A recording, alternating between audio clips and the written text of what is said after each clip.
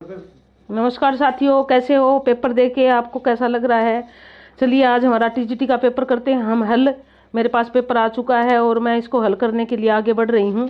अब क्या था कि है ना, जल्दी से जल्दी हम इस पेपर को शुरू करें, लेकिन उससे पहले आप जल्दी से इसको लाइक करो, सब्सक्राइब करो, नए बंधु आए हैं, और शेयर करो। देखिए, मैंने पीजीटी का पेपर मैं बड़ी दुखी हूँ इस बात को लेकर। पीजीटी का पेपर डाला था, लेकिन आपने लाइक और सब्सक्राइब ही नहीं किया। ऐसे थोड़ी होता है। अब आपके पास पेपर डाल रही हूँ और बड़े एक्सप्लेन करके मन से डाल रही हूँ। मुझे आप सारे मेरे पढ़ाने वाले स्टूडेंट की तरह ही लगते हो। तो आज इस पे हमारे कम से कम जो ना 500 लाइक तो आ जाए इस पेपर पे। चलो पेपर को करते हैं हम। प्रश्न नंबर 91 की बात करें हम। टीजीटी का पेपर सोचते हो गए मैडम आज ऐसी वैसी बातें करने लगी। प्रश्न नंबर 91, क्या गुस्से से उबलती कठपुतली कह रहे? ये तो हमारा प्रश्न भी कुछ कुछ ऐसा। गुस्सा नहीं है, मुझे बड़ा प्यार है आप लोगों से। चलिए चलते हैं हम। पहला प्रश्न, गुस्से से उबलती कठपुतली के मन में निम्नलिखित में से कौन सी इच्छा नहीं जगी? अब ये जो ना हमारा पाठ है, यहाँ एक चीज है, छठी से 8वीं तक का सिलेबस से संबंधित प्रश्न पूछे गए हैं। कठपुतली जो है ये 7वीं हमारी क्लास में एनसीईआरटी की बुक में है, वसंत में। आगे आगे के पीछे के धागों को तोड़ दो, अनचाह नृत्य छोड़ दो, मुझे मेरे पाँव पर छोड़ दो, अपने मन के छंद को छूने दो। अगर इन चारों ऑप्शन को हम देखते हैं तो ये मेरे पाँव पर छोड़ दो, कठपुतली ये कहना चाहती है कि मुझे मेरे पाँव पर छोड़ दो, लेकिन अगले ही पल वो ये भी कहती है कि अगर मेरे पाँव पर छोड़ दोगे तो मैं चलूंगी कैसे? तो इसमें जो है ना हमारा तीसरा ऑप्शन आएगा, 91 का तीसरा। उसके बाद अगला 92 देख लीजिए। 92 वहां प्रश्न हमारा क्या कहता है? निम्नलिखित में से स उपसर्ग से निर्मित शब्द नहीं है।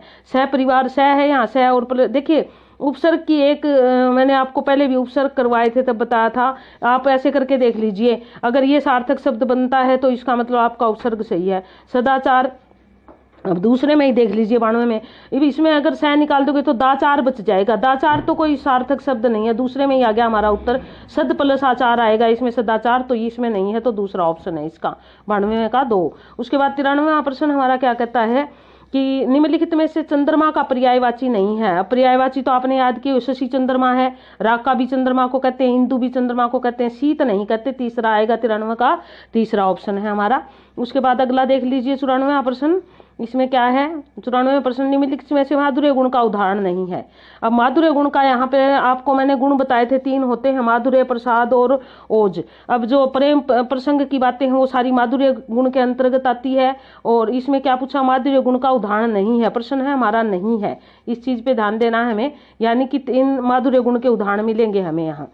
कहता है लाली बन सरस कोपलों की, आंखों में अंजन सी लगती, कूची तलकों सी घुंघराली, मन की मरोड़ बन पर जगती, कंकन किंजिन नुपुर धुनी सुनी, कहत लखन राम समराम हृदय गुनी, देखी सुदामा की दीन दशा, करुणा करी की करुणा निधि रोए, पानी परात सो हाथ छुओ नहीं, नैनन की जल से पग धोए, नील सरोवर रुए श्याम तरुण अरुण बनीज नैन।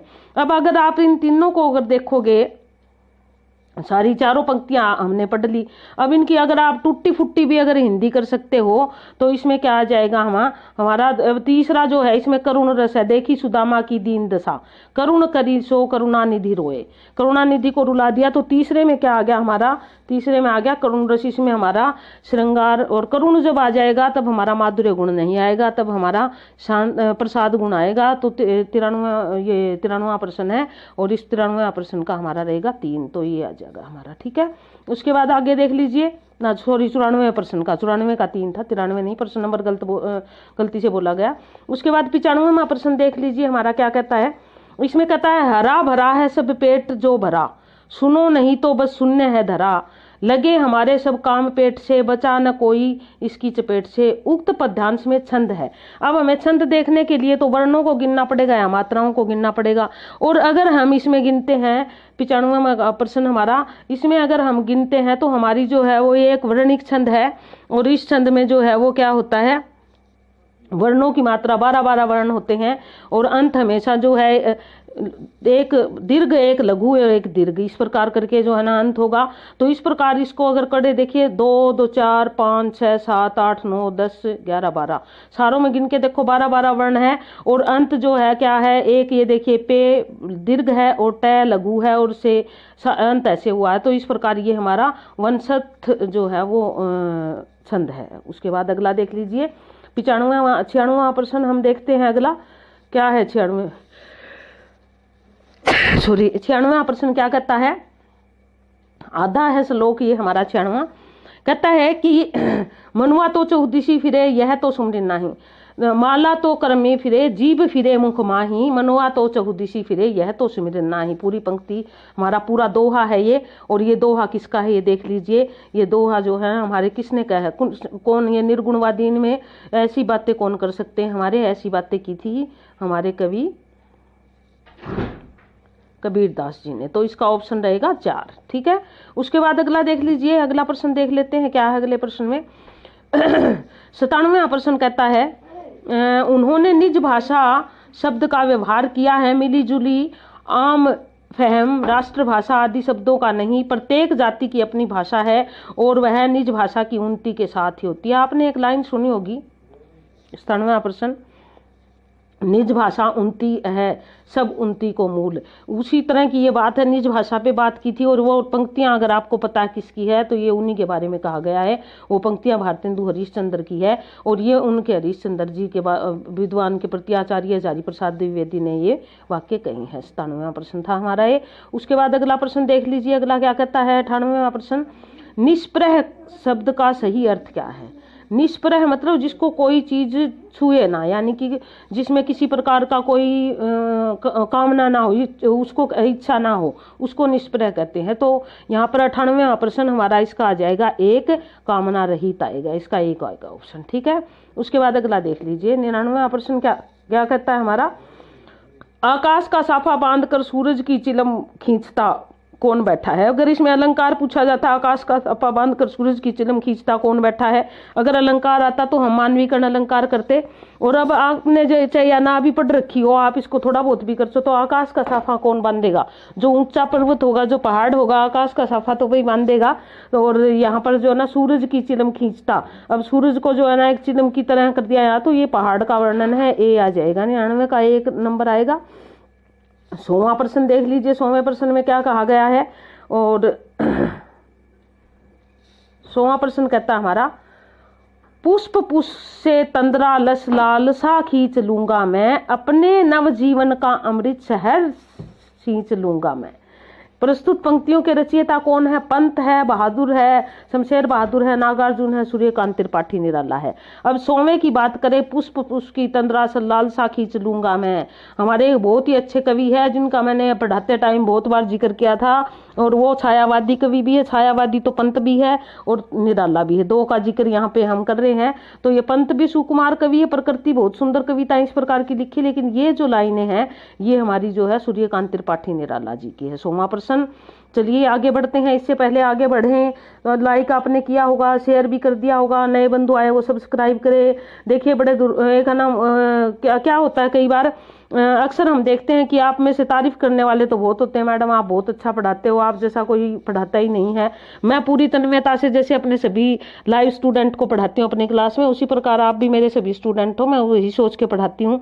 लेकिन जब आपके लाइक नहीं आते, शेयर नहीं आते तो दुख होता है, और फिर यूँ लगता है कि हम तो जैसी चीज़ें जो चल रही है उसी के आदी है। तो देखिए जो अच्छे टीचर अगर पढ़ाने वाले, मैं अपनी बड़ाई नहीं कर रही, मैंने 20 साल सतत अभ्यास के द्वारा इतना कुछ सीखा, एक दिन से नहीं आता।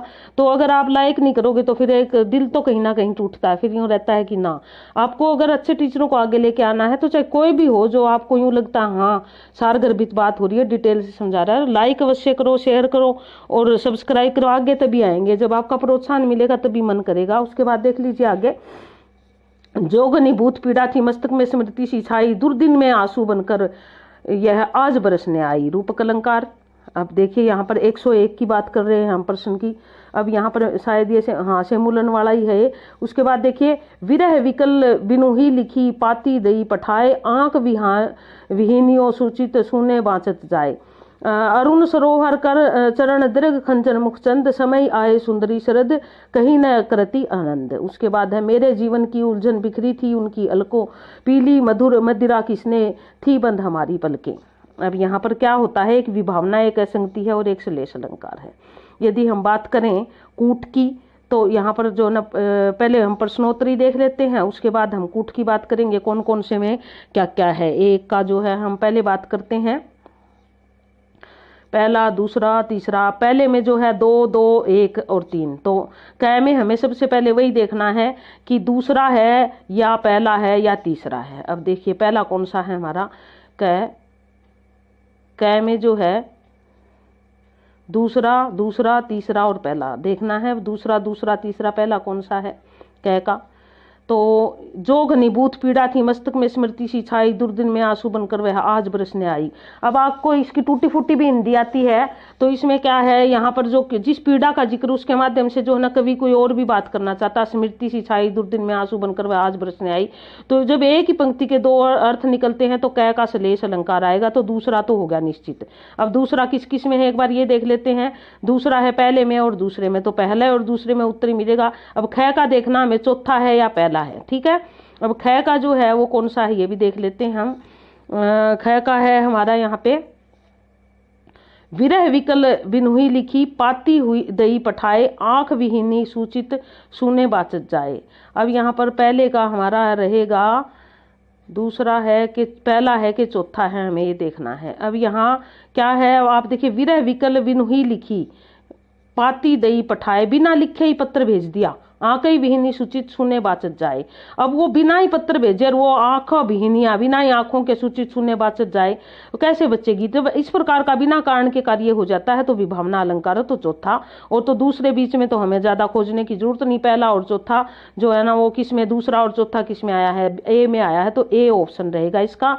इसका उत्तर हमारा रहेगा ए, ये वाला उत्तर है इसका, एक आएगा, ठीक है। उसके बाद अगला प्रश्न देख लीजिए हमारा। अगला क्या कहता है, 102वां प्रश्न।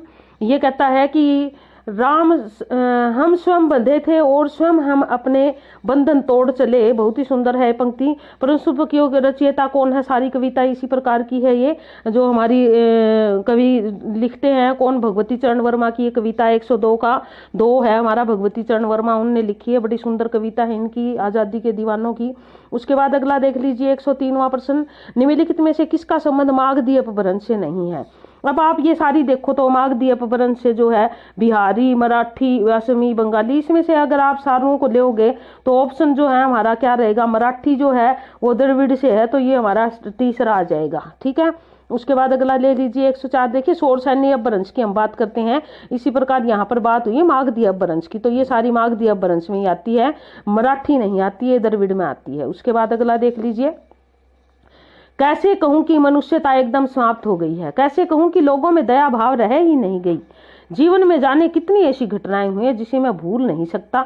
उक्त कथन किस रचनाकार का है। 104वां हमारा ये, हजारी प्रसाद, रामदर स्मिथ, हरिशंकर प्रसाद, शिव प्रसाद सितारे हिंद, शिव प्रसाद सिंह। अब यहाँ पर बात है ये हजारी प्रसाद की रचना है, उन्होंने हजारी प्रसाद ने अपने निबंध में ये बात कही है, तो ये जो है एक ऑप्शन आएगा इसका, पहला ऑप्शन है हजारी प्रसाद द्विवेदी।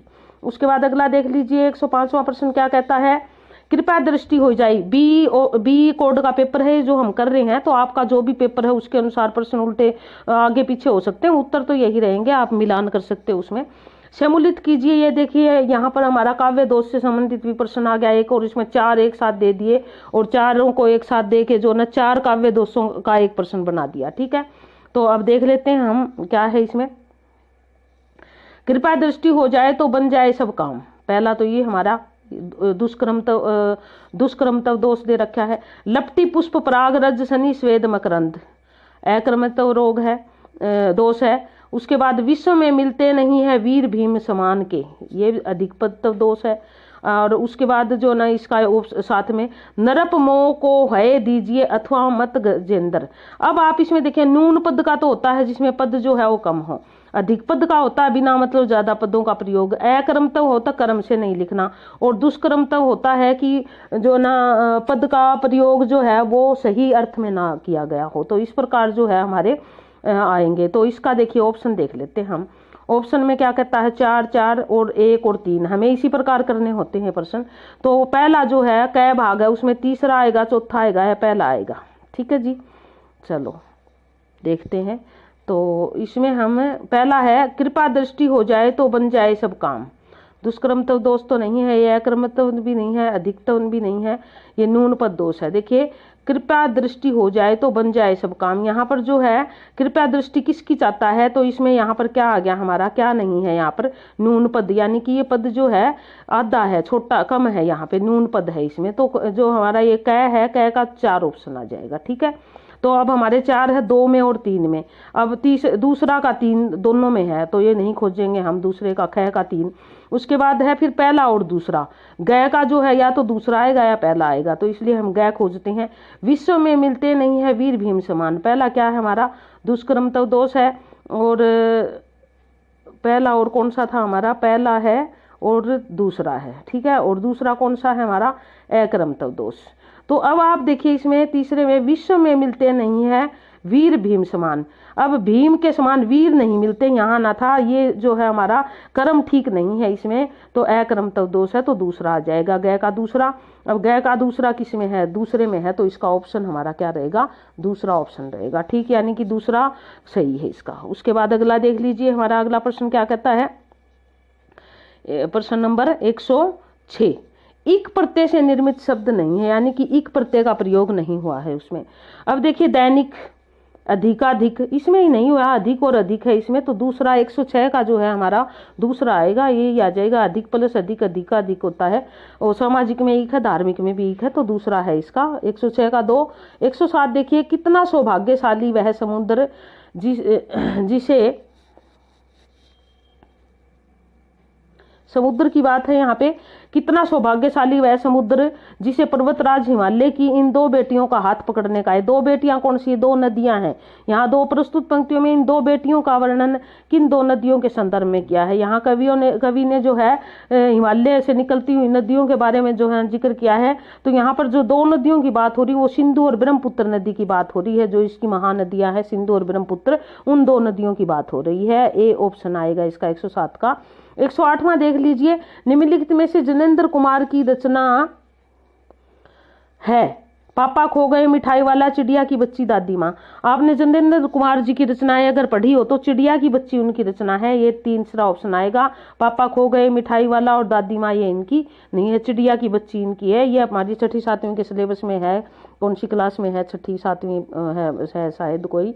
उसके बाद देख लीजिए अगला प्रश्न क्या कहता है, निम्नलिखित में से राष्ट्रीय सांस्कृतिक कविता के प्रतिनिधि कवियों में सम्मिलित नहीं है। मतलब राष्ट्रीय सांस्कृतिकता, ये देखना है हमें, राष्ट्रीयता और सांस्कृतिकता के, राष्ट्रीय सांस्कृतिका की। मैथिली शरण गुप्त है, माखनलाल चतुर्वेदी भी है, विजय देव नारायण शाही और बालकृष्ण शर्मा नवीन। अब रह गया हमारा तीसरा और चौथा ऑप्शन, इसमें से हमारे एक नहीं है। बालकृष्ण शर्मा नवीन भी, इन्होंने भी लिखी राष्ट्रीयता की काव्य, विजय देव नारायण शाही नहीं है, तो तीसरा ऑप्शन आएगा इसका। उसके बाद अगला देख लीजिए, सामासिक पदों के घटकों को अलग करने की रीति को कहते हैं। यानी कि जो समास को जब हम अलग करते हैं, उसके बीच में जो छिपा हुआ होता है वो जो निकलता है, उसको कब निकलता है, वो जब विग्रह करते हैं निकलता। बहुत ही आसान प्रश्न है 102।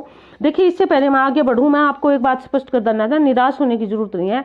आपका पेपर जो है ना ठीक है, बहुत ज्यादा मुश्किल भी नहीं कह सकते और आसान भी नहीं कह सकते हम, क्योंकि जो ये लाइनें जहाँ पेपर में ज्यादा आ जाती है और ये चीजें ज्यादा पूछ ली जाती है, तो वहाँ पेपर हमें थोड़ा मुश्किल लगता है, क्योंकि लाइनें हम सारी नहीं याद कर सकते। तो इसलिए मैं कहती हूँ कि थोड़ा मुश्किल है, लेकिन जो व्याकरण वगैरह दी गई है वो इतनी मुश्किल नहीं है, वो आसान है। तो अगर हम पढ़ते हैं, निरंतर अभ्यास करते हैं, तो पेपर हमारा ठीक है हो जाएगा। और ये जो कि मैं ये सोल्व करवा रही हूँ आपको, ये पेपर हल करवा रही हूँ, इसमें ज़रूरी नहीं कि मैं जो करवा रही हूँ वो 100% सही हो सकता है कहीं कोई मेरे से कमी रह गई हो, तो मैं उसके लिए क्षमा प्रार्थी हूँ। कोई बात नहीं, बढ़ते रहिए, देखते रहिए, और जो है ना जैसे आपका रिजल्ट आएगा या आपको जैसे भी मिलेगा इसका और सोर्सेज, तो उससे आपको पता चल जाएगा कितने नंबर आपके आ रहे हैं। तो इतना कोई दुखी होने की ज़रूरत नहीं है हमें, करते रहिए। आगे चलिए, मुझे बताऊंगी कि हमारे समय और तुम्हारे समय में कितनी दूरी हो चुकी है, यहाँ तक कि बचपन की दिलचस्पियां भी बदल गई है। ये प्रस्तुत पंक्तियों की लेखिका, इसकी लेखिका जो है वो कृष्णा सोबती है। यहाँ पर बी ऑप्शन आएगा, यानी कि 2 ऑप्शन आएगा, 111 का 2 कृष्णा सोबती की है। उसके बाद 112वां प्रश्न देख लेते हैं हम, क्या कहता है। 112वां प्रश्न कहता है कि चलो अब केतिक परण कुटी करी है कित। देखिए जब चलते चलते सीता थक जाती है, ये हमारा जो है ना छठी की क्लास में बाल रामायण है और वहाँ से लिया गया, यूँ लगा लीजिए। चलो अब केतिक परण कुटी कहिए कित है, सीता द्वारा कही गई पंक्तियों में राम ने उनकी कौन सी मनोदशा को लक्षित किया है। अब सीता की जो न दशा क्या हो जाती है, सीता चलते चलते थक जाती है, तो अब परण कुटी की बात आती है। तो राम की जो न दशा है यहाँ, सीता की कौन सी दशा है, चलो अब केतिक परण कुटी। तो यहाँ मधुरता, प्रसन्नता, चंचलता तो कोई भी नहीं दिखती, आतुरता ही दिखती है। तो चौथा ऑप्शन रहेगा इसका 112 का 4। 113 का देख लीजिए क्या है। 113वां प्रश्न क्या कहता है, निम्नलिखित में से मैथिली शरण गुप्त की रचनाओं का सही क्रम क्या है। आपको ये तो पता होगा, मैथिली शरण की साकेत तो सबसे बाद में है। इनमें मैथिली शरण की जो जितनी रचनाएं यहाँ दी गई है, तो हमें सबसे पहली से तो साकेत इसमें आ रहा है, इसमें आ रहा है, तीनों में आ रहा है साकेत। अब हमें पहली भी पता होनी चाहिए। तो रंग में भंग है उनकी सबसे पहली रचना, इनमें से जो दे रखी इनकी बात कर रही हूँ मैं। तो इस कारण इसका ऑप्शन जो है हमारा 1 रहेगा, रंग में भंग, फिर भारत भारती, फिर पंचवटी और फिर साकेत। तो आगे चलिए, आगे देखते हैं हमारा अगला प्रश्न। फिर से मूलन आ गया। लेंथी पेपर तो बहुत था आपका, खैर ये मानना पड़ेगा। सेमुलन वाला, हे शरण दायिने देवी तू करती सबका त्राण है, तू मातृभूमि संतान हम, तू जननी तू प्राण है। ये इसमें छंद पूछा गया है कौन सा। 1 नंबर का जो प्रश्न 1 छंद पूछा जाता है, आपसे 4-4 प्रश्न पूछे जा रहे हैं। अब रोला छंद है, रोला का आपने पता होगा, रोला में क्या होता है, ये हमने पहले भी पढ़ रखा है। रोला छंद में क्या है, रोला और छप्पे को मिलकर बनता है उलाला, यानी कि उलाला छंद रोला और छप्पे को मिलकर बनता है। ये अगला हमारा उलाला छंद है। तीसरा जो है वो दोहा छंद है। दोहा तो आपको पता ही है। उसके बाद हरिगीति का है। हरिगीति का छंद में जो है वो क्या होता है, हरिगीति का भी हमने पढ़ा था, 28 मात्राएं होती, मात्रिक छंद 16 + 12 28 मात्राएं होती है हरिगीतिका में। अब हमें सारे देखने पड़ेंगे कौन कौन सा है, उसके साथ हम सिमुलन करेंगे। अब दोहा सबसे पहले हम देख लेते हैं कौन सा है।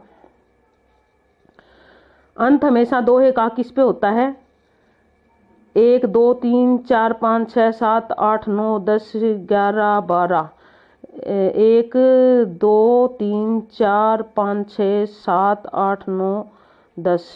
अब यहाँ पर ये तो नहीं है, तो अगला देख लेते हैं हम। दोहा हमेशा लघु पे खत्म होता है। हे शरण दायिनी देवी, 114 प्रश्न हमारा 114वां इसका जो है हम देखते हैं। अब कूट देख लेते हैं एक बार। पहले में पहला, दूसरा, तीसरा, चौथा, पहला, दूसरा और चौथा है। तो हम पहला देखते हैं कौन सा है हमारा। पहले में पहला तो नहीं है 114वें का, तो इस कारण हमारा 1 तो वैसे ही चला जाता है, 114वां 1 चला गया। अब दूसरे का देखते, दूसरा और चौथा देखते हैं। दूसरा कौन सा है, दूसरा है उलाला। अब हे शरण दायिनी देवी तू करती सबका त्राण है, तू मातृभूमि संतान हम, तू जगनी तू प्राण है। अब मुझे तो इसमें उलाला दिख रहा है। 1 2 3 4 5 6 7 8 9 10 11, हाँ मुझे इसमें उलाला दिखाई दे रहा है। नीचे और ऊपर का देखें तो इसको, चलो कोई बात नहीं। अब दूसरा देख लेते, चौथा और देख लेते हैं। चौथा क्या है, चौथा हरिगीति का है, 28 है। 28 मात्राएं तो नहीं है इसमें क्योंकि अभी अभी गिना है। तो ये स्पष्ट हो गया कि कै का 2 आएगा। कै का 2 आएगा, मतलब कै का 2 है तो 2 किस में है, कै का पहले और दूसरे में है 2, ठीक है। अब अगला देख लेते हैं, पहले और दूसरे में 2। अगला फिर क्या है, दूसरा कै क्या है, कै में या तो 2 कै में आएगा या 1। तो 1 तो कै तो देखने की जरूरत नहीं, क्योंकि नहीं पहले और ना दूसरे और तीसरे में है 2, तो कै 1 तो है ही दोनों में। फिर अब हमें तीसरा देखना जिसमें 3 और 4 है। तीसरे में तीसरा आएगा या चौथा आएगा। अब तीसरा है हे बाजनी तू बाजन सकल। इसमें तीसरे में कौन कौन से दे रखे हैं, तीसरे में दे रखे हैं चौथा, यहाँ पे तो चौथा दे रखा है हमारा, यहाँ तीसरा। तो तीसरा और चौथा देखना है हमें तीसरे में तीसरा कौन सा है, दोहा। दोहा तो है ही नहीं, जब बड़ा ये हो गया वारवाही और कराही, तो दोहा तो है नहीं, तो इस कारण चौथा है तीसरे में। तो तीसरे में हरिगीति का हो गया 28 देख लेते हैं। 2 3 4 5 6 7 8 9 10 11 12, 1 2 3 4 5 6 7 8 9 10 11 12 13 14 15 16, ये हो गया। हाँ ये हरिगीति का है। तीसरे में चौथा आएगा, यानी कि हरिगीति का आएगा। तो अब यहाँ पर जो है ना हमारा ये चौथा दूसरे में है, तो इसलिए हमारा 2 ऑप्शन इसका सही है, दूसरा आएगा इसका उत्तर, ठीक है। उसके बाद अगला देख लेते हैं हम।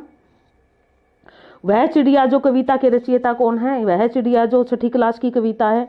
छठी क्लास के सिलेबस में है। 115वां प्रश्न हमारा, इसके कवि का नाम केदारनाथ अग्रवाल है, तो चौथा ऑप्शन आएगा इसका, वह चिड़िया जो, ये कविता केदारनाथ अग्रवाल की है। उसके बाद 116वां देख लेते हैं, महादेवी वर्माकृत, ये भी नीलकंठ जो है छठी 7वीं की क्लास में है। नीलकंठ महादेवी वर्माकृत की विधा क्या है, नीलकंठ क्या है, एकांकी है, कहानी है, रेखा चित्र है, रिपोर्टाज है। नीलकंठ एक रेखा चित्र है, तीसरा ऑप्शन रहेगा 116 का 3। उसके बाद अगला लगा लीजिए 117, बिछोना में मूल शब्द एवं प्रत्यय क्या है। अब हमें देखो दोनों देखना है, वैसे तो हम प्रत्यय देखते आए थे, अगर प्रत्यय की बात करते हैं तो ओना निकाल देते हैं, लेकिन यहाँ पर तो हमारा मूल शब्द भी देखना है। तो मूल शब्द क्या है, बिछाना प्लस होना, नहीं ये तो गलत है। बिछ प्लस होना ये भी नहीं है, बिछाना प्लस होना ये भी गलत है, बिछा प्लस होना। अब बिछा जो है वो मूल है, यहाँ होना है, तो इसका 4 ऑप्शन 117 का जो है वो 4 ऑप्शन रहेगा, ये सही है 117 का 4। उसके बाद अगला लगा लीजिए, क्योंकि देखिए आप देखोगे तो इसमें बिछा जो है वो मूल शब्द है, और ओना ये हमारी जो संधि है वो कौन सी है, यदि अ वर्ग में ए ऐ या ओ मिल जाए तो हमेशा वो बड़ा बनाती, यानी कि वृद्धि संधि है। तो वृद्धि संधि का उदाहरण है बिछा प्लस ओना, बिछोना, ये बन जाएगा हमारा 117 का 4 ऑप्शन आएगा। ठीक है। उसके बाद 118वां प्रश्न ले लीजिए। 118वां, निम्नलिखित में से किस अनुच्छेद में यह कहा गया है कि संविधान प्रारंभ के 15 वर्ष तक की अवधि के लिए संघ के शासकीय प्रयोजनों के लिए अंग्रेजी भाषा का प्रयोग किया जाता रहेगा। और आपको पता होगा हर बार जो है फिर हर 10-10 साल में, पहले तो 15 साल तक था, फिर 10-10 साल में एक जो है ना पारित किया जाता है बिल, और फिर 10 साल बढ़ा दी जाती, फिर 10 साल। और 1965 में तो ये कर दिया गया था कि जब तक एक राज्य की भाषा भी अंग्रेजी रहेगी और वो नहीं चाहते कि हम हिंदी करें, तब तक जो है ये सहायक भाषा के रूप में अंग्रेजी बनी रहेगी। लेकिन सहायक क्या, अंग्रेजी तो मुख्य ही बन रही है, यूं मान के चलो आप। तो अभी तक ये चल रहा है। 118वां प्रश्न, अनुच्छेद की बात आई है यहाँ पे। मैंने दोस्तों जब आपको करवाया था ये आपको अनुसूची भी बताई थी, अनुच्छेद भी बताए थे। तो 343 के बी अनुच्छेद में रखा गया है। ए में तो ये माना गया है हिंदी को राष्ट्रीय भाषा का दर्जा दिया गया, 1 में तो, और 2 में जो है ना ये बात की गई। तो अनुच्छेद 343 का 2 पार्ट है, दूसरे पार्ट में बात कही गई है। ठीक है। उसके बाद आगे देखिए, निम्नलिखित में से पश्चिमी हिंदी की बोली कौन सी है। अब हमने बोली के तो 500 परिवार, हमने ब्रज भाषा है, खड़ी बोली है, बुंदेली है। अब इसका 119 का आएगा हमारा 3, यानी कि मगही नहीं है, ये वाला नहीं आएगा, तो तीसरा। उसके बाद अगला 120वां प्रश्न लगा लीजिए, निम्नलिखित में से काकू वक्रोक्ति का उदाहरण सही है। अब ये थोड़ा सा मैं इस प्रश्न को मुश्किल मानती हूँ, ये प्रश्न आपके लिए मुश्किल है, क्योंकि वक्रोक्ति की बात हुई, एक तो वक्रोक्ति है यहाँ पे, उसके बाद काकू वक्रोक्ति यानी कि वक्रोक्ति का भी उदाहरण है। तो 120वां प्रश्न, इसमें जो है यदि हम बात करें यहाँ पर काकू वक्रोक्ति, भरत भूप सिय वचन लखन बन सुनी सानंद सहनो, पुर परिजन अवलोकी मातु सब दुख संतोष लहनो, हैरी लाल तेरे सखी ऐसी निधि पाई कहाँ। एक तो यहाँ पर लाल कह रही है और उसके बाद निधि कह रही है उसको, तो यहाँ पर तीसरा ऑप्शन रहेगा वक्रोक्ति, काकू वक्रोक्ति का, ये तीसरा।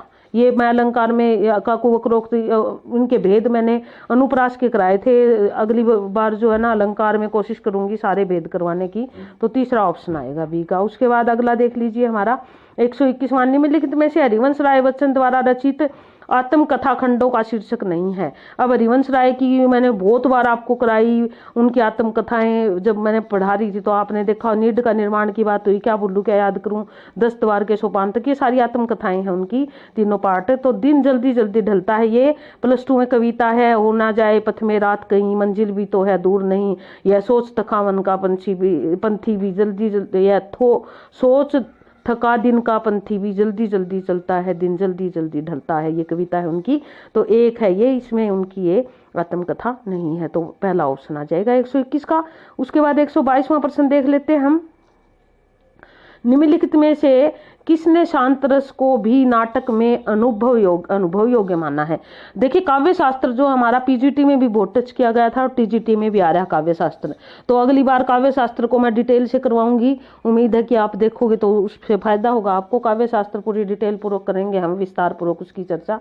निम्नलिखित किससे शांत रस को भी नाटक का अनुभव योग्य माना है। देखिए बहुत सारे विद्वान, भरत मुनि ने तो माना ही नहीं था शांत रस को, लेकिन उन्होंने मानना तभी तो शांत रस 9 रसों में आया।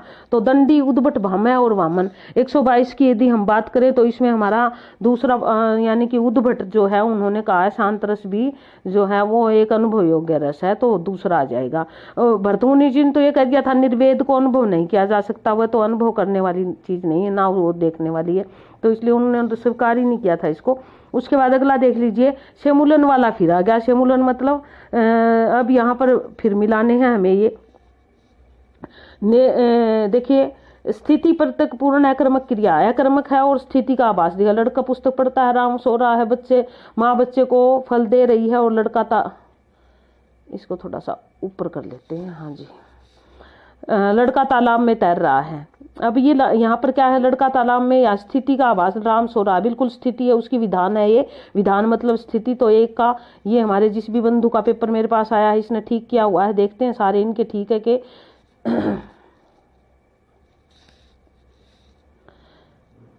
अरे भाई ठीक हो जाओ, हाँ ये पहला जो है हमारा ठीक है, राम सो रहा है, स्थिति है ये। उसके बाद गत्यर्थक पूर्ण अकर्मक क्रिया, गत्यर्थ मतलब जो क्रिया हो रही है और अपूर्ण है, ये अभी इनका देख लेते हैं। लड़का तालाब में तैर रहा है, बिल्कुल ठीक है, ये भी सही है, लड़का ये गत्यर्थक और अपूर्ण क्रिया है। एक कर्मक क्रिया कौन सी है, लड़का पढ़ता है, बिल्कुल एक कर्म हो रहा है इसमें, ये भी ठीक है। और द्विकर्मक कौन है, माँ बच्चे को सुला रही है, सो तो बच्चा रहा, क्रिया माँ कर रही है, तो ये द्विकर्मक है, बिल्कुल ठीक है। ये हमारे जिस भी बंधु ने लगाए हैं निशान, जिसका भी ये पेपर है उसका बिल्कुल ठीक है ये।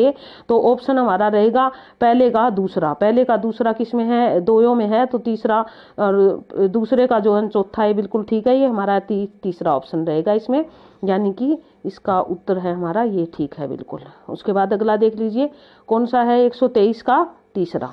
उसके बाद आगे बढ़ते हैं 124वें प्रश्न पे, फिर से मूलन वाला आ गया। वाह भाई वाह, आपके प्रश्न तो आज जो ना नेट का पेपर होता है अक्सर ऐसे शेमुलन वाला, लेंथी पेपर बहुत बना रखा है जिसने भी बनाया है। महोदार्य, प्रत्युकार, समुद्रोर्मी, महेंद्र। अब ये सारी स्वर संधि है, अब हमें देखनी है महोदार्य कौन सी संधि है, महा प्लस उदार्य, तो हमारी ये क्या होगी, महा प्लस उदार्य वृद्धि संधि होगी, बिल्कुल वृद्धि है, ठीक है। प्रत्युपकार, प्रति प्लस उपकार, अब यहाँ समुद्रों में समुद्र प्लस उर्मी और महेंद्र, मही प्लस इंद्र, ये दीर्घ संधि है, ये वाली ये आ जाएगी, ठीक है। और उसके बाद प्रत्युपकार जो है समुद्र प्लस उर्मी, समुद्र उर्मी, ये गुण संधि आ जाएगी और ये आ जाएगी, ठीक है।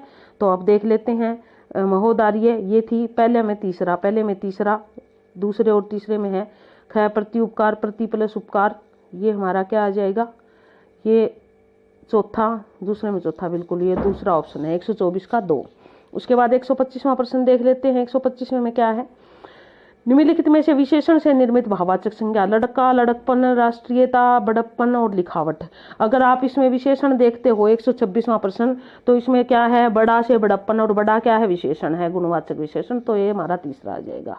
उसके बाद अगला देख लीजिए 127वां, छायावादी काव्य की विशेषताओं के दृष्टिगोचर, यानी कि छायावादी काव्य के अनुसार हमें देखना है कि निम्नलिखित में कौन सा विकल्प पूर्णतः सही है।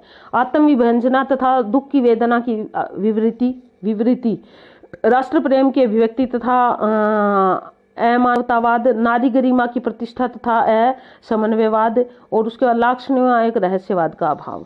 अब यहाँ पर पूछा गया है कौन सा विकल्प पूर्णतः सही है। अब इसका अगर सही विकल्प की बात करें तो हम अभिव्यंजना तथा दुख और वेदना की विवृत्ति है, इसमें एक ऑप्शन आएगा 127 का, क्योंकि आपने कामायनी देखा, झरना देखा, आंसू देखा, प्रसाद की जितनी रचनाएं हैं, उसके अलावा निराला की बहुत सारी रचनाएं हैं, तो वो जो है ना उनमें ये चीजें पूर्ण मुख्य रूप से दिखाई देती है, तो इसका सही ऑप्शन बिल्कुल ये है। उसके बाद अगला देख लीजिए 128वां, निम्नलिखित में से किस विकल्प के में उपसर्ग जो है वो मूल शब्द के साथ जुड़कर विपरीत अर्थ प्रदान कर रहा है। अब विपरीत किसमें, परबल में नहीं है, अनुकरण में नहीं है, अपयश, इसमें बिल्कुल साफ साफ दिखाई दे रहा है यश का अपयश। अब उपसर्ग जुड़ते ही इसका विपरीत अर्थ हो गया, तो तीसरा आ जाएगा हमारा अपयश। उपसर्ग अपने आप में कोई अर्थ नहीं रखते, लेकिन जब वो शब्द के साथ जुड़ जाते हैं तो आमतौर पर शब्द के अर्थ में बिल्कुल भिन्नता ला देते हैं, अर्थ परिवर्तित कर देते हैं। 129वां प्रश्न देख लेते हैं क्या है। 129वां, पद्मूलाल पुण्य, फिर आ गया तो आपका ये ऑप्शन वाला, पद्मूलाल पुन्नीलाल बख्शी, अयोध्या सिंह उपाध्याय, हरिओद आचार्य, हरि प्रसाद राम स्वरूप। अब हिंदी साहित्य की भूमिका, हिंदी साहित्य विमर्श, हिंदी साहित्य और संवेदना, हिंदी भाषा और उसके साहित्य का विकास।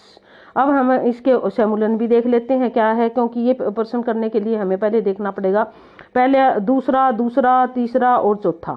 तो कै का जो है या तो हम दूसरा देखें या तीसरा देखें चौथा देखें, पहला तो हमें देखने की जरूरत ही नहीं है।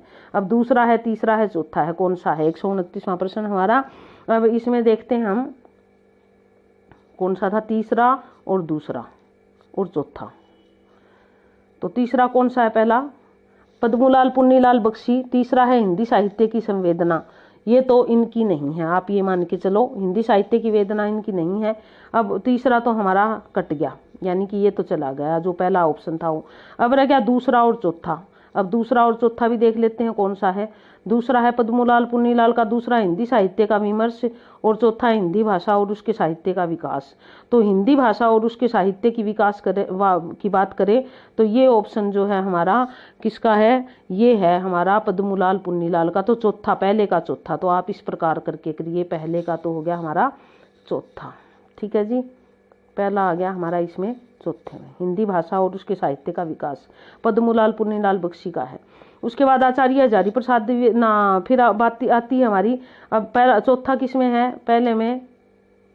पहला जो है हमारा, सॉरी गलत हो गया ये हमारा, दोबारा करते हैं। ये देखिए चौथा तो ऑप्शन था हमारा इसका, पहला और ये दूसरा, और ये देखना था हमें दूसरा ऑप्शन है इसका, गलत मिलान कर दिया मैंने इसको।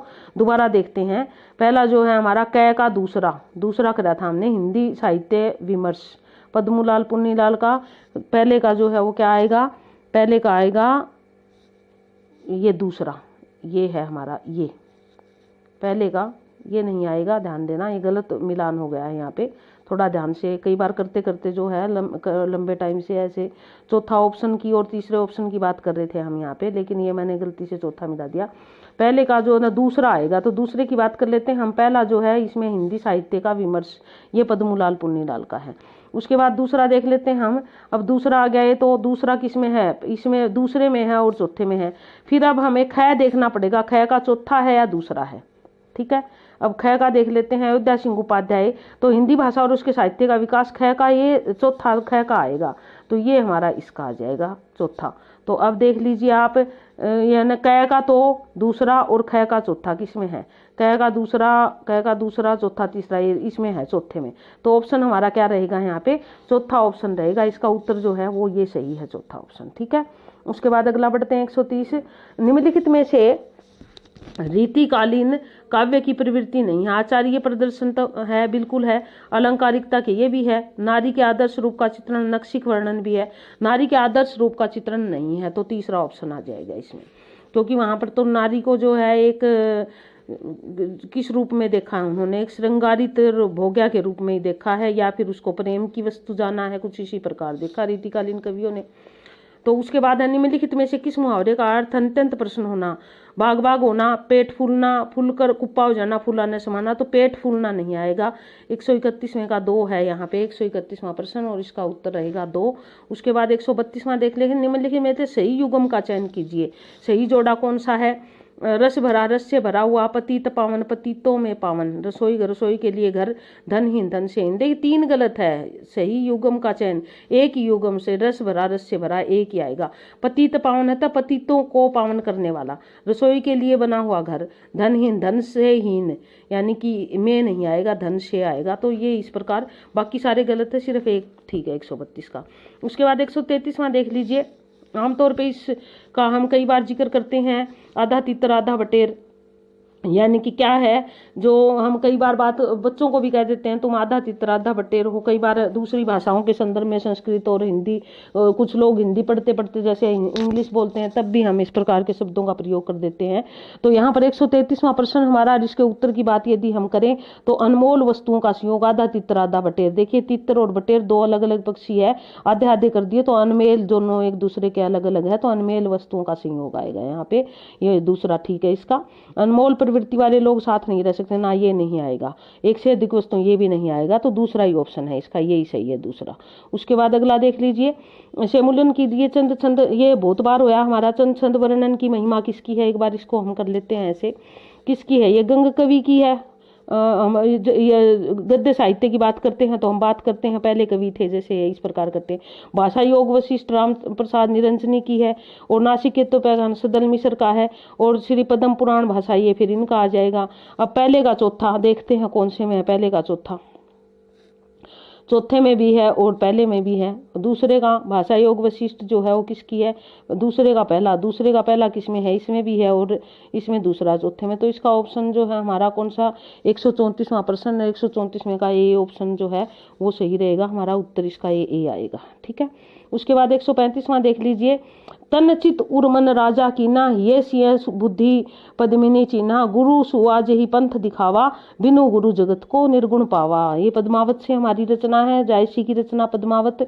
ये गुरु सुहारिन की जब बात आई है तो ये तो हमें पता ही लग गया किसमें से ली गई है, पद्मावत में से ली गई है। पद्मावत में कौन सी विशेषता परिलक्षित होती है इसके माध्यम से। विरह की अतिरंजित वर्णन, लौकिक प्रेम में अलौकिक का संकेत, नारी विषयक अनुत धार्मिका भी, इसमें देखा तो लौकिक के माध्यम से अलौकिक की तरफ संकेत, दूसरा ऑप्शन आएगा 135 का। 136वां प्रश्न देख लेते हैं क्या है।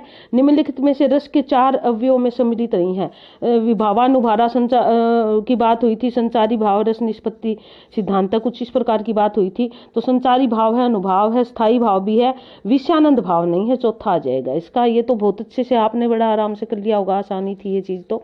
उसके बाद है निम्नलिखित में से किस वाक्य में समुच्चय बोधक अव्यय नहीं है, जो एक दूसरे वाक्यों को जोड़ने का काम करता है। मैं आया और वह गया है, मैं आऊंगा या वह जाएगा, वह बैठकर खाना खा रहा था, उसने कहा तो था। तो यहाँ पर सारी जगह जो है समुच्चय बोधक है, सिर्फ एक तीसरा है 137 का तीसरा जिसमें समुच्चय बोधक नहीं है। उसके बाद अगला देख लीजिए।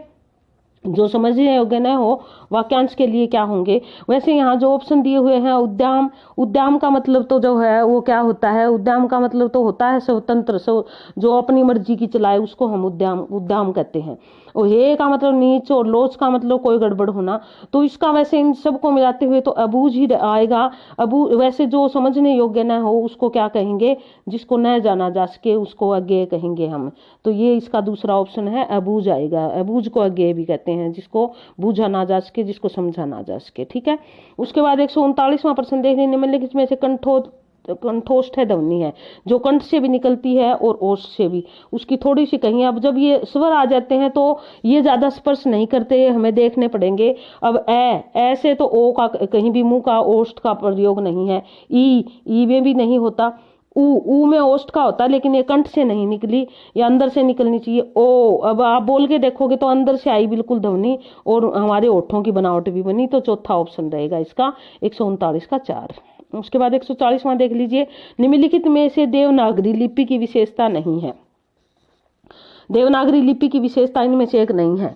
140वां प्रश्न, 5 प्रश्न और रह गए हमारे। इससे पहले हम इसको संपन्न करें। उम्मीद आपने लाइक भी किया होगा और आपने शेयर भी कर दिया होगा। शेयर जरूर करो, क्योंकि आप शेयर करोगे विद जो ना उदाहरणों के साथ, इस प्रकार एक एक चीज को एक्सप्लेन करके बिल्कुल विवरण के साथ आपके लिए इसीलिए प्रस्तुत कर रही हूँ कि आपको पता चले, क्योंकि जिंदगी में फिर कभी ये प्रश्न आ जाएंगे ना, और आप अगर एक्सप्लेन करी हुई ऐसे देख लोगे तो इनको तो कभी नहीं भूलोगे आप।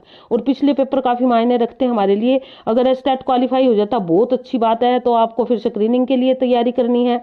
अगर भगवान खुदा ना खास्ता किसी कारण से नहीं होता तो फिर आप जो है ना ये फिर से काम आएगा आपको। तो इसको पढ़िए ध्यान से, और इन उदाहरणों के साथ बिल्कुल स्पष्टीकरण के साथ मैं आपको सारा पेपर जो है ना हल करवा रही हूँ। तो मेरी मेहनत सफल तभी होगी जब आप लाइक करोगे और मुझे प्रोत्साहित करोगे, क्योंकि इससे मुझे लगेगा कि मैं आप लोगों के लिए मेहनत कर रही हूँ, तो आप मुझे रिगार्ड दे रहे हो, मतलब एक गुरु की महत्ता मान रहे हो आप। तो निम्नलिखित में देवनागरी लिपि की विशेषता नहीं है। मैं बार बार ये कह रही हूँ, जब मैंने पीजीटी का पेपर डाला ना तो मैं फ्लो में जो है ना मैंने ये बात की नहीं, तो कही नहीं किसी को, तो किसी ने ध्यान ही नहीं दिया।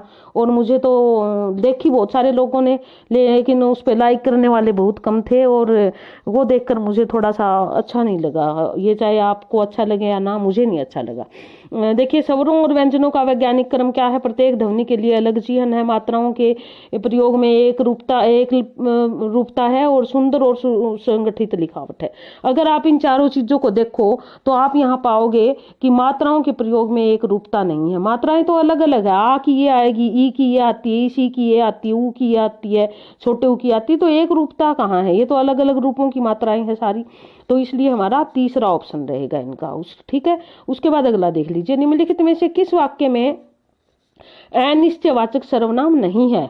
कोई ना कोई तो मेरी बात सुनेगा। सब लोगों ने एक दूसरे को अपने अपने पते दिए, किसी ने पत्थर मार दिया। हमने भारत में रहकर बहुत कुछ सीखा है।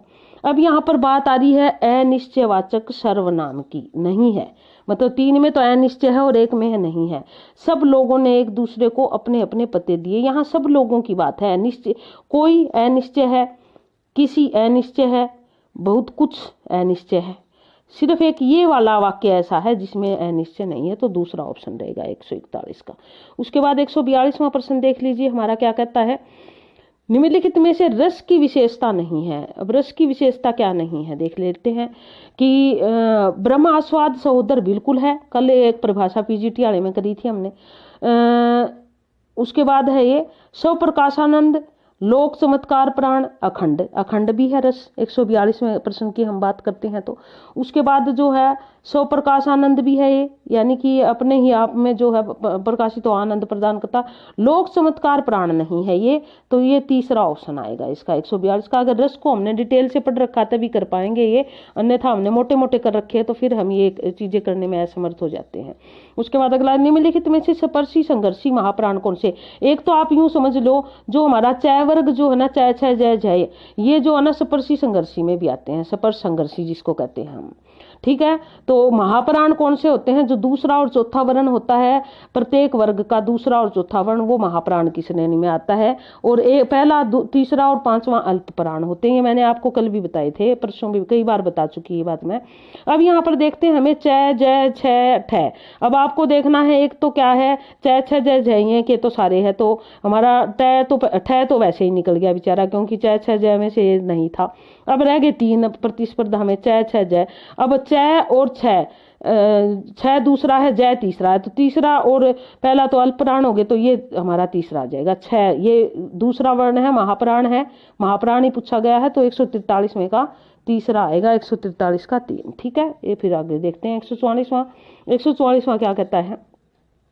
निम्नलिखित में किस विद्वान ने कहा कि मनोवैज्ञानिक तथ्य के अनुसार हार की मनोवृत्ति में 2 बातें संभव है, या तो अपनी आध्यात्मिक श्रेष्ठता दिखाना या भोग विलास में पड़कर हरि को भूल जाना। भक्ति काल में लोगों में प्रथम प्रकार की प्रवृत्ति पाई गई। भक्ति काल के संबंध में ये जो राय है हमारी एक आचार्य की, जिन्होंने बहुत सारी परिभाषाएं दी है, और यदि इस परिभाषा की हम बात करें तो ये किसकी 144वां प्रश्न हमारा, और ये है बापू गुलाब राय की, जो है ना तीसरा ऑप्शन रहेगा यहाँ पे।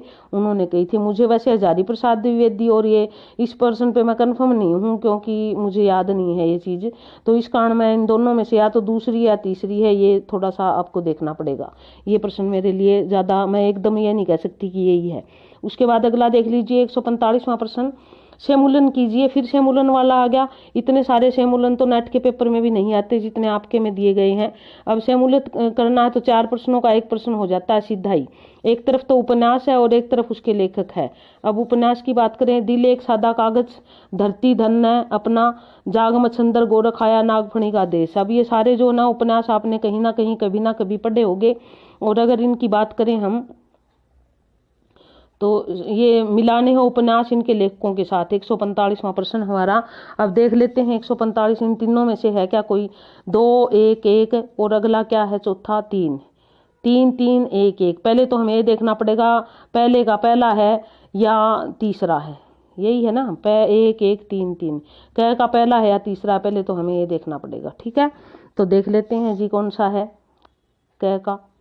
दिल एक सादा कागज, राही मासूम रज्जा का ही है ये, तो क का पहला तो पहला आ जाएगा। तो पहले हम देख लेते हैं दूसरा और तीसरा ऑप्शन है, दूसरे और तीसरे में से कोई ना कोई मिलेगा, दूसरा और तीसरा रख लेते हैं हम, ठीक है। उसके बाद धरती धन न अपना, तो यहाँ पर या इसका तीसरा, दोनों में तीसरा, तो इसको तो छोड़ ही देते हैं, यानी कि ख का तीसरा ही है, जगदीश चंद्र का है। अब आती है गय की बारी। गय में अब देखना हमें कौन सा है, तीसरा है या चौथा, दूसरा है या चौथा। तो गय जो है जाग मच्छंदर जाग विशंबर नाथ उपाध्याय का है ये, तो गय चौथा आ गया, चौथा आ गया ये हमारा जो है। अब देख लीजिए ये गय जो है इसका तो ये रहेगा। ख जो है उसका तो तीसरा था ही था, और कौन सा था क जो है उसका कौन सा था पहला, ठीक है। तो ऑप्शन जो है हमारा 145 का 2 बन जाएगा, यानी कि ये रहेगा, ठीक है। ये उत्तर है दूसरा। 146वां प्रश्न देख लेते हैं। सेमूलन, फिर सेमूलन वाला आ गया। चलिए जी देख लेते हैं इसको भी, क्या सेमूलन है इसमें। पो, पूस की रात, ठंड होती है, पूस का मतलब सर्दी। पो खालड़ी का खो, आपने हरियाणवी भाषा में सुनी होगी, तो पूस की रात है, पूस का दिन है। श्रृंग, सींग, बिल्कुल सींग कहते हैं। वायु, बयार, हवा, जो ठंडी पवन चलती है उसको बयार कहते हैं, तो वायु का मतलब बयार। उसके बाद परसु का मतलब फरसा, यही आ जाएंगे, बिल्कुल ठीक। ये सेमूलन कर रखा है। तो कै का जो है 4 आएगा, कै का 4 किस में है, तीसरे और चौथे में है। ख का 1 आएगा, ख का 1 दोनों में है। और गै का 3 देखते हैं, 3 आता है कि 2, गै जो है, गै का जो है हमारा 2 आएगा, गै का 2 आएगा। तो इस प्रश्न का उत्तर हमारा क्या रह जाएगा, प्रश्न हमारा था ये, देख लेते हैं 146। 146वें प्रश्न का उत्तर की यदि बात करें हम, तो इसका कौन सा उत्तर आ जाएगा, चौथा आ जाएगा ये, ठीक है। 146 का पो चौथा, यही इसी में था, तीसरा और चौथे में यही मिला। सिंह का 1, ठीक है। उसके बाद वायु का बयार 2, गै का 2, ये ठीक है, चौथा ऑप्शन ही रहेगा इसका, ठीक है। उसके बाद अगला देख लीजिए, अगला प्रश्न क्या कहता है हमारा, 147वां प्रश्न। और ये क्या कहता है, विपद जाल का सही संधि विधि है। अब विपद जाल क्या होता है, यदि मान लो सॉरी, यदि एक संधि का नियम है व्यंजन संधि में, तय के बाद जय या झय आ जाए, तो यह तय जो है वो जय में परिवर्तित हो जाता है, जय में, तय किसमें, जय में परिवर्तित। तो विपद प्लस जाल, ये ऊपर सबसे पहले वाले में ही आया हो, तो इसका ऑप्शन एक ही रहेगा, 147 का ए ऑप्शन है, इसमें तो कोई डाउट ही नहीं है। उसके बाद आगे बढ़िए, हाथ पैर का कांपना, स्तंभ, रोमांच, मुख वैवर्ण, स्वर परिवर्तन इत्यादि किस रस के अनुभव है। जब ये सारी चीजें हो जाए, हाथ कांपे, जब स्तंभ होकर डर के खड़े हो जाए हम, और ये सारी चीज होती है, डरना किस में होगा, भयानक रस में एक आएगा। ये भी आपको आराम से आ गया होगा, ज्यादा इसमें सोच विचार करने की बात नहीं है। 148वें प्रश्न की बात कर लेते हैं हम। निम्नलिखित में शुद्ध वाक्य रूप नहीं है। 2 टोकरी कचरा फेंक दिया, शुद्ध नहीं है, यहाँ पे देखना हमें अशुद्ध वाक्य है। कूड़ा करकट रह जाता है, मेरे पास इतना कम समय है, उनके उच्चारण ठीक नहीं है, उनके उच्चारण ठीक नहीं है। अभी इसमें मेरे पास इतना कम समय है, उनका उच्चारण ठीक, ये आएगा, उनके नहीं आएगा, उनका आएगा, चौथा आएगा, ये चौथा गलत है यहाँ पे, ये शुद्ध वाक्य रूप नहीं है ये शुद्ध। उसके बाद 150वां अंतिम प्रश्न की ओर बढ़ते हैं। और अंतिम प्रश्न करूं उससे पहले फिर वही बात है कि है ना, आपने लाइक और सब्सक्राइब अवश्य कर दिया होगा, नहीं करा तो जल्दी करो, और शेयर जरूर करो अपने बंधु मित्रों में। और आपने देखा होगा जितनी वीडियो मैंने कराई है आपको बहुत हेल्प मिली होगी। और आगे मैंने एक काम कम समय के कारण 6ठी से 8वीं तक की NCERT सिलेबस नहीं करवा पाई थी, मैंने 9वीं 10वीं 11वीं 12वीं का तो करवा दिया था। आगे आने वाले समय में विस्तार पूर्वक 6ठी से 8वीं तक का भी सिलेबस करेंगे हम NCERT का, जिससे आपके उससे संबंधित प्रश्न तो हल हो जाए। क्योंकि 9वीं 10वीं 11वीं 12वीं में PGT वालों को तो काफी हेल्प मिली होगी, बहुत सारे प्रश्नोत्तर उधर से आए हुए थे, इसमें भी आए हुए हैं पर ज्यादा नहीं है, लेकिन फिर भी मैं कोशिश करूंगी करवाने की। निम्नलिखित में सही युग्म शब्द रूप है परिणति, परिणति, परिणति, परिणति। आप लिख के देखो, ये लिख के देखा हुआ है जिस भी बंधु ने, यदि हम लिख के देखते हैं तो हमें एकदम पता चल जाता है सही रूप कौन सा है इसमें। तो परिणति ये होता हमारा, एक आएगा, 150 का 1 है। ये जैसे लिखा हुआ है, इन्होंने लिख के देखा हुआ है, ऐसे ही लिख के देखने से हमें पता चलता है कि कौन सा सही है। तो 50वें का 1 है। तो इस प्रकार हमारे ये प्रश्नोत्तर पूरे हुए, पूरे जो है ना, मैंने कोशिश की अपनी तरफ से पूरा करवाने की, लेकिन फिर भी कोई त्रुटि अगर किसी प्रश्न में रह गई हो, कोई गलत हो गया तो मैं क्षमा प्रार्थी हूँ। लेकिन देखते रहिए और आगे बने रहिए, इसी प्रकार नई नई वीडियो आती रहेगी और भी, और आपकी सहायता करती रहेगी अलग अलग विषयों से संबंधित। तो वीडियो देखने के लिए धन्यवाद। और फिर से जिन बंधुओं ने, जो हमारे देखने वालों ने मुझे इतना अप्रिसिएशन दिया है, इतना प्रसन्नता, इतनी मुझे जो ना पसंद किया है, उसके लिए मैं धन्यवाद करती हूँ। चलिए, जय हिंद।